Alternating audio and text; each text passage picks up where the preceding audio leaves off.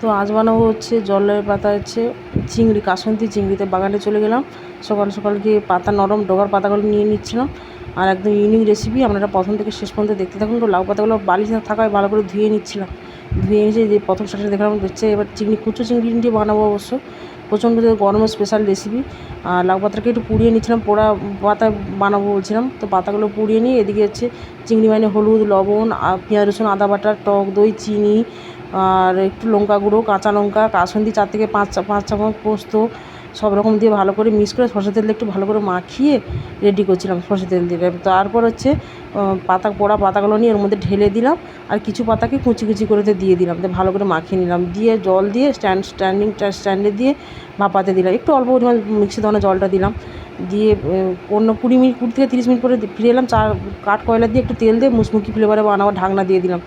তো কার কার এই রেসিপিটা ভালো লেগেছে কমেন্ট করবেন, চ্যানেলটাকে সাবস্ক্রাইব করবেন, ফেসবুক পেজ থেকে দিলে অবশ্যই ফলো করে রাখুন। তো আজকের মতো টাটা।